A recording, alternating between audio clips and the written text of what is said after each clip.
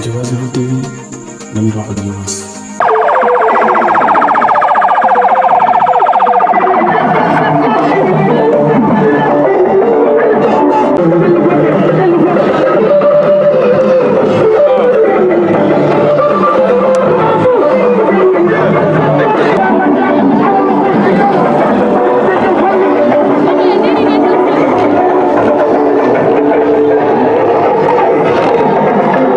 Imam Mor Niass ak Imam Belel Diallo di nuyu madame la présidente soxna Aram Ndiaye di ko nuyu bu baax di ñaan yàlla wóoral ay cëram soxna Aram ñu ngi lay ziar di nuyu El Hadj Omar Ba mi jël kàddu sànq di ko sant ci engagement bi mu jël suñu wet di ko sant également ci kàddu yu mu yëkkati muy ay kàddu yu kàddu kilifa jërëjëf El Hadj Omar Ba di la dalal ci sa kër di la dalal géew bi nga xam ne ñoo ko bokk muy Diobass di nuyu la jeunesse de notre Diobass di nuyu particulièrement la jeunesse du village de Notto Khalifa ana Khalifa jege si ma voilà les jeunes là dama leen gis ngeen sol seen tenue yu ana ngeen les jeunes là aywa les lacos là kaay leen parce que dama bëgg seen wujj yi nekk ci géew bi parce que comme suñu Aliou Sall wax ñu ngi ci réseaux sociaux yi di déglu. gars yi sol lacos jege si leen. jege si leen comme ça gars yi gis leen. monsieur le ministre lacos yi nag. fabrique local la consommé local. excellent. Abdoul Aziz moo ko defar di doom ci Baye Omar mi doon wax fii léegi. ah bon waaw bëgg naa nag ñu sóoraale ko ci campagne. non Abdoul Aziz yow moom nañ gisee. voilà cette jeunesse de Diobass yéen laa bëgg a waxal. cette jeunesse yéen laa bëgg a waxal ndax yéenay l'avenir du pays yéenay l'avenir de la commune sunu yaakaar ci yéen la nekk nit nag fa sa yaakaar nekk da nga koy fonk nit ku am xel fa sa yaakaar nekk da nga koy fonk la jeunesse yéenay l'espoir de la communauté moo tax ma bëgg séddoo ak yéen quelques kàddu bi ci njëkk mooy li ma leen dénk mooy éducation ak compétence xale yi nga wax sànq Khalifa mu tudd ki defar Abdoul Aziz mi defar t-shirt yi c'est la compétence c'est-à-dire bés ni ki tey ci biir Notto Diobass jaratul ñuy importer ay t-shirt di ko indi Notto Diobass. may leen loxo loolu. ça c'est la compétence ça c'est la production ça c'est le développement donc la jeunesse notre jeunesse ma jeunesse je vous invite à l'éducation et à la compétence da leen gëstu ngir ngeen xam chaque jour vous devez faire le bilan des connaissances nouvelles acquises bis bu yàlla sàkk balaa ngaa tëdd war ngaa ne man tey lan laa jàng lu bees lan laa xam lu bees lu ma xamal woon muy ci wàllu diine muy ci wàllu nasaraan muy ci wàllu lu mu ci doon il faut avoir de la connaissance ndax connaissance moo lay muccal ci li Nelson Mandela tudde woon une prison ouverte notre jeunesse ma jeunesse éviter d'être dans une prison ouverte ñu laaj Nelson Mandela lan mooy prison ouverte mooy la prison ouverte c'est le manque de connaissance c'est l'ignorance ndax su ngeen xamulee ku nekk mën leen a këf dugal ci loo xam ne safaan la kon je vous invite à la compétence je vous invite à l'éducation loolu waral entre 2009 et 2022 nous sommes passés de 2 collèges à 11 collèges et à 3 lycées parce que l'éducation est le pilier essentiel du développement des peuples et les peuples et les pays se différencient sur la qualité de leur capital humain. Et le capital humain, c'est la jeunesse. ma jeunesse, notre jeunesse, privilégiez la connaissance, privilégiez l'éducation. Deuxième conseil, n'écoutez pas ceux-là qui veulent se servir de vous pour vous priver de vos ambitions. N'écoutez pas ceux-là qui veulent se servir de vous pour vous priver vos ambitions. Vous avez des ambitions d'être des hommes et des femmes dignes, sachant, qui ont un métier, qui sont libres. Ne soyez pas ceux-là qui veulent faire partie de ce qu'il y a de plus abject. Posez-vous la question, notre jeunesse, ma jeunesse, comment se fait-il qu'aux États-Unis, ceux-là qui sont les plus riches, c'est les fondateurs de Google, c'est les fondateurs de Facebook, c'est les fondateurs de Twitter, d'Instagram, de TikTok, ce sont des milliardaires. Et pourquoi en Afrique, les réseaux sociaux doivent être le lieu, le réceptacle où on montre les contre-valeurs? C'est une question que j'adresse à ma jeunesse.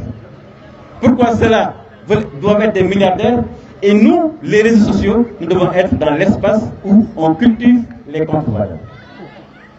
Question, refusez cela. Dans la chaîne de valeur, captez la partie la plus essentielle de la chaîne de valeur.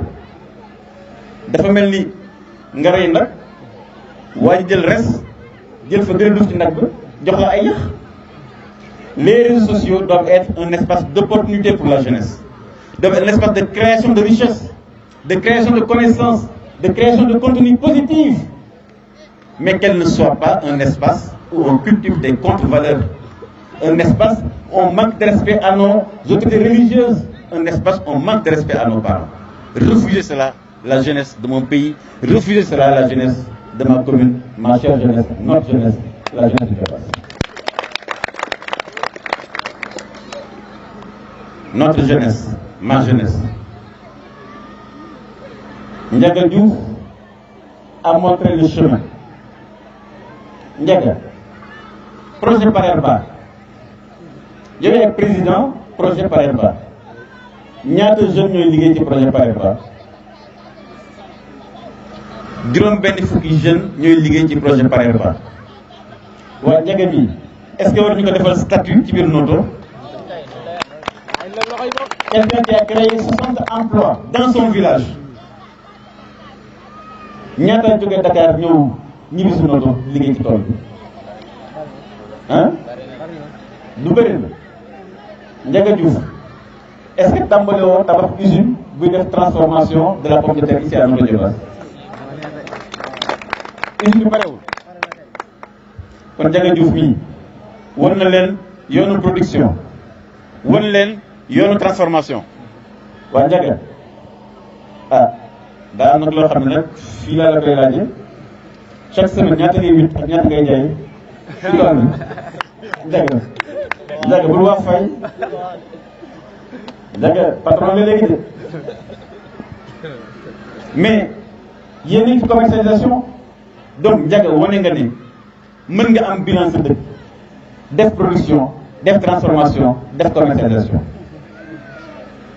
Notre jeunesse, ma jeunesse, réew li koy defar mooy liggéey. réew li koy defar c'est le travail, mais le travail c'est d'abord la compétence. L'exemple de Ndiaga Diouf sur le projet Parerba, où nous produisons, où nous transformons, où nous vendons. Le développement, c'est l'investissement, c'est la consommation et ce sont les dépenses publiques. Comme ma jeunesse, réew li koy defar du wax ju bëri. réew mënoo yeewu 8 heures ba minuit yaa ngi wax rek di wax rek nga da ngay defar si réew. mais à quel moment tu as produit alors que tu consommes? Chaque consommation doit avoir une équivalence en production. Loolu su amulee rek la mën di déséquilibre. Donc, ma jeunesse, je vous invite à la compétence. Ma jeunesse, je vous invite à l'entrepreneuriat.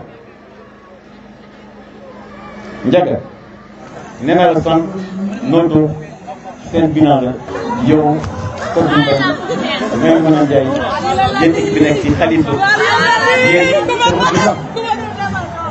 la rajo Diobass FM. L'ambulance de Noto Diobass, on les a achetés la même semaine.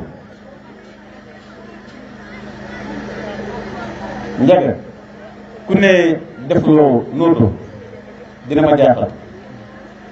dama ne ambulance bii nekk Noto la rajo Diobass FM bii Babacar Sène yor maa ko jënd la même semaine ça a coûté 60 millions et c'est le bilan de Ndiaga Diouf, c'est le bilan de Khalifa, c'est le bilan de Codé Mbaye, c'est le bilan de Fama Diouf parce que Fama Diouf mi était dans le conseil municipal. nit nag soo amul benn preuve di def théâtre ndax dégg naa ay di def théâtre di wëy dégg naa ñu def théâtre di wëy ndax am na théâtre bu ñu tuddee yaakaar naa dina ma neex ñuy wëy di def ay théâtre te boo fa jógee naan sama papa nee na sama papa dina sama yaay nee na sama papa yaay dina sama mag nee na sama mag dina ça veut dire que amagoo maturité pour compétir et gouverner. Gouverner, c'est la prise de responsabilité. Gouverner, c'est la prise de risque. Mais d'abord, gouverner, il faut d'abord avoir une connaissance certaine. Il faut avoir faire des preuves. bañ a jaay affaire ndax Sénégal réew mu tuuti la kon Ndiaga tu es l'exemple qu'on peut montrer à la jeunesse ndax tu as prouvé à travers des projets concrets qui font travailler 60 jeunes ici à Noto Diobass. dama ne candidat man moom génne leen ma ci candidat yi dama ne ñi nekk candidat yëpp élection locale ku ci créé 60 emplois fii Noto Diobass rek Alioune Sarr nee na ñëwal moo lay baaxal campagne ku def lu Ndiaga Diouf def laa wax de Ndiaga Diouf laa wax de ku def lu mu def à Noto Diobass ñëwal ma jàppale la. Qui a créé 60 emplois ici les jeunes? Personne. dégguma leen de. kan moo fi créé 60 emplois? Ndiaga Diouf.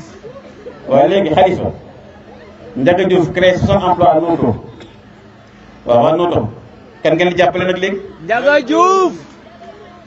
Noto kan ngeen di jàppale? Ndiaga Diouf. waaye ana waa Noto waay. ana waa Noto.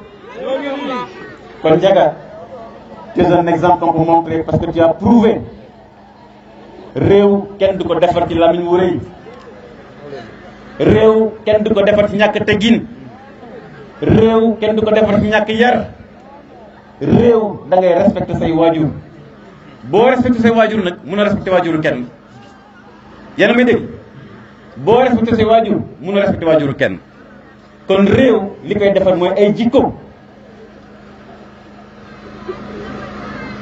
kon Ndiaga yow la montre exemple aujourd'hui à la jeunesse de Noto Diobass parce que tu as prouvé ensuite nga gànnaaw ay jikko yoo xam ne dafa xaw a tumaranke léegi la fidélité la loyauté la reconnaissance Sénégal léegi jikko yi dañu xaw a tumaranke la loyauté la reconnaissance la fidélité la constance. Vous ne pouvez pas être responsable si vous n'êtes pas armé de ces valeurs cardinales. li may daanele mooy Ndiaga Diouf yaag sa équipe Maïmouna Ndiaye incha allah yéen na nekk les conseillers de Noto Diobass ëllëg fii au conseil municipal. le